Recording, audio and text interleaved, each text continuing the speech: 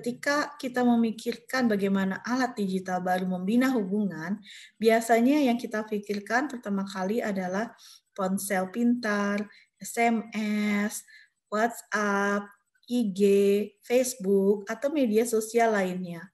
Hal penting lainnya dari peningkatan konektivitas ini adalah sharing ekonomi. Intinya, sharing ekonomi menghubungkan individu yang memiliki hal-hal yang ingin mereka bagi dengan orang lain, yang mana orang-orang tersebut membutuhkan hal-hal tersebut. Ekonomi baru ini mengubah cara kita berpergian, apa yang kita kenakan, dan cara kita mendapatkan uang. Meskipun kebanyakan orang begitu akrab dengan istilah sharing ekonomi dan mungkin pernah berpartisipasi dalam sharing ekonomi, tapi fenomena ini sebenarnya relatif baru. Bayangkan, Airbnb baru didirikan tahun 2008 dan Uber didirikan tahun 2009. Pada tahun yang sama, Gojek hadir di Indonesia dan Grab tahun 2012 lahir. Jadi sharing ekonomi relatif baru, hadir sekitar tahun 2010-an. Sampai saat ini belum semua orang di seluruh dunia berpartisipasi dalam ekonomi baru ini. Baru 50% konsumen di Amerika Serikat yang telah menggunakan layanan tumpangan berbagi seperti Uber atau Lyft. Sedangkan di Indonesia sendiri 87% orang Indonesia kemungkinan menggunakan produk atau layanan jasa berbagi ini. Hal ini jumlahnya lebih tinggi daripada populasi global yang 66% menggunakannya, menurut hasil survei yang dilakukan oleh Nielsen di tahun 2014. Gojek pada awalnya merupakan perusahaan aplikasi ride-sharing sepeda motor yang mempertemukan antara pengendara dengan calon penumpang. Multi-site platforms atau di Indonesia dikenal dengan sebutan ojek online. Namun pada perkembangannya, Gojek juga mengembangkan layanan baru di luar klaster layanan transportasi. Misalnya ada Go Massage, yaitu layanan pijat. Ada GoFood untuk layanan pesan antar. Ada Go Auto untuk layanan montir. Ada Go Clean untuk layanan membersihkan rumah. Menurut beberapa ekonom, ekonomi berbagi saat ini bernilai lebih dari 20 miliar US dollar dan nilai ini akan tumbuh secara eksponensial dalam dekade berikut. Jadi, kita berada di fase awal ekonomi baru yang sangat menggairahkan ini. Karena masih terbilang baru, tentu banyak sekali pertanyaan yang orang kemukakan tentang ekonomi berbagi ini. Misalnya, kita masih belum begitu tahu bagaimana model ekonomi bisnis baru ini bisa menguntungkan. Kemudian sebagian besar platform sharing tampaknya seperti membakar uang atau kehilangan uang. Kita juga belum tahu tentang bagaimana ekonomi baru ini akan berdampak pada bisnis tradisional atau bagaimana perusahaan tradisional menanggapinya sebagai potensi ancaman. Akhirnya, yang dilihat juga dampak sosial dari sharing ekonomi.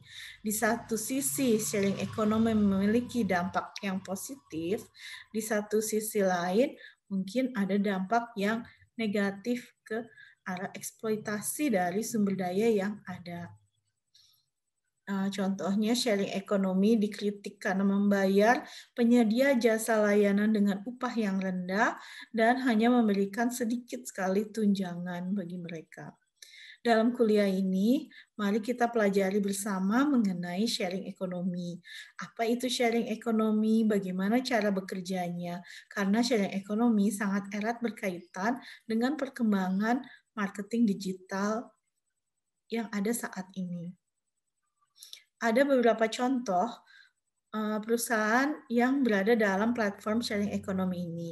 Contoh pertama, Gojek tadi. Gojek memang didirikan oleh Nadiem Makarim pada tahun 2010. Dia mendirikan saat itu call center yang sederhana dengan hanya 20 pengemudi ojek. Kemudian tahun 2015 aplikasi Gojek diluncurkan dan 2 tahun berikutnya 30 juta kali Gojek Apps sudah diunduh oleh konsumen. Dan bisa dikatakan bisnis Gojek ini menjadi tonggak besar di mana dia menjadi pemain dominan di pasar jasa online sepeda motor dan transportasi lainnya. Kemudian dia merubah cara transaksi tradisional ojek, di mana biasanya pelanggan harus membuat kesepakatan dengan pengemudi sepeda motor tentang biaya yang mereka harus bayar sebelum perjalanan dimulai. Dengan aplikasi Gojek, maka proses bisnis tradisional layanan tersebut berubah. Dengan aplikasi peta yang disematkan di Gojek, jarak perjalanan itu jelas sehingga penumpang dan pengemudi mengetahui dengan jelas harga yang tepat untuk menjangkau perjalanan tersebut. Dan ini semua tercatat di dalam aplikasi. Berdasarkan model dasar pengoperasian platform digital, model awal Gojek dapat dikategorikan sebagai dua sisi dengan efek jaringan tidak langsung. Model ini mengatakan bahwa agen mendapatkan keuntungan dari peningkatan jumlah agen di sisi lain platform. Rincian sisi ini adalah 1. Pengguna akhir, yaitu penumpang. 2. Penyedia platform, ya Gojek. Gojek itu perusahaan Gojek. Kemudian yang ketiga adalah penjual. Penjual di sini pengendara sepeda motor Gojek. Model ini hanyalah awal dari perusahaan Gojek. Saat ini Gojek lebih banyak berevolusi menjadi suatu super app, mirip seperti WeChat dan Alipay. Karena di Gojek pun ada layanan pembayaran dengan GoPay. Kemudian ada layanan untuk supermarket seperti GoMart. Dan ada layanan lainnya. Ternyata strategi yang dilakukan oleh Gojek ini cukup berhasil sehingga Gojek banyak bisa menawarkan layanan-layanan yang dibutuhkan oleh masyarakat khususnya di era pandemi ini. Di masa pandemi ini. Saat ini Gojek didukung oleh banyak pengendara sepeda motor maupun mode transportasi lainnya, sehingga cukup dominan menguasai pasar. Layanan logistik seperti GoSend dan GoBox mengakomodasi kebutuhan masyarakat baik di dalam maupun di luar kota. Kemudian saat ini memang Gojek menghadapi pesaing dari dalam maupun luar negeri ya. Ya misalnya menghadapi Grab. Namun dia tetap memperoleh predikat sebagai perusahaan yang mampu berinovasi. Gojek terus berkembang dan berekspansi malah di 4 negara luar Indonesia. Dan pada Mei 2019, aplikasi ini telah menawarkan 23 layanan dan mendapat status Dekakorn dengan perkiraan nilai sebesar 10 miliar US dollar. Nah, itu sedikit tentang Gojek. Ada perusahaan lainnya yang bergerak di bidang layanan jasa fashion, yaitu Rentik. Rentik memiliki kampanye Sustainable Fashion Forward. Jadi Rentik membuat platform digital untuk seseorang yang ingin menyegarkan lemari pakaian mereka tapi bijaksana dalam pengeluaran. Jadi Rentik menampilkan desainer-desainer terkenal yang berada di catwalk dan baju tersebut dapat disewa lewat sharing platform Rentik ini. Jadi Rentik menawarkan koleksi dari perancang busana lokal yang dikategorikan berdasarkan kesempatan-kesempatan untuk menggunakan baju fashion tersebut. Apakah baju untuk liburan, untuk pernikahan, untuk night out, hijab style, ataupun untuk maternity dress. Pendiri si Rentik, dia Amira, bertujuan memberikan solusi bagi wanita yang memang memiliki anggaran terbatas tapi jiwa modis, dan di sini mulai dari 80.000 fashionista bisa menyewa koleksi desainer 4 hingga 8 hari, sehingga dibuatlah namanya Rentik Dream Closet. Dream Closet ini layanan berbasis langganan di mana konsumen bisa menyewa 8 buah pakaian dan aksesoris 1 kali tukar dalam sebulan. Layanan penyewaan ini dijalin melalui kemitraan dan kerjasama dengan pihak laundry, dengan pihak desainer, dan platform Rentik ini berharap ke depan bisa memberikan koleksi produk fashion yang lebih berkelanjutan sehingga membantu bisnis industri fashion lokal. Oke, jadi itu contoh perusahaan sharing platform kedua tentang sharing platform untuk fashion. Yang ketiga adalah perusahaan Lending Club. Perusahaan Lending Club itu lahir di Amerika Serikat tahun 2006 sebagai platform pinjaman peer-to-peer lending terbesar di dunia saat ini. Intinya adalah Lending Club itu ibaratnya Uber untuk uang. Jadi individu yang suka meminjamkan uang itu bisa mendaftar dalam situs ini. Kemudian informasi tentang peminjam ada di situs ini, juga berapa banyak uang yang perlu mereka pinjam dan rencana apa yang dilakukan oleh peminjam dengan uang ini. Investor itu orang yang dapat memberikan pinjaman kepada orang-orang yang memerlukan pinjaman ini. Serendah-rendahnya jumlah pinjaman adalah 25 US dollar. Sebagai investor, dia berharap dapat uang lebih dari bunga yang biasanya antara 5 sampai 25%. Pinjaman rata-rata pada Lending Club sekitar 15.000 US dollar dan biasanya bersumber dari ratusan investor kecil. Dengan semua akun Lending Club cukup sukses memiliki default terendah dan juga pengembalian investasi yang tinggi. Jadi kita lihat itu contoh-contoh beberapa perusahaan sharing platform. Sekarang marilah kita lihat definisi dari ekonomi berbagi atau sharing ekonomi. Definisi perusahaan ekonomi berbagi sebagai menurut definisi perusahaan sharing ekonomi menurut Fraken et al. 2015, consumers or firms granting each other temporary access to their underutilized physical assets or their idle capacity, possibly for money. Online platforms specialize in matching demand and supplies in specific markets, enabling peer-to-peer sales and rentals according to OECD 2015. Jadi dari definisi yang telah saya sampaikan, ada 3 komponen utama. Pertama, berbagi ekonomi perusahaan pada dasarnya bersifat digital, berjalan pada platform teknologi.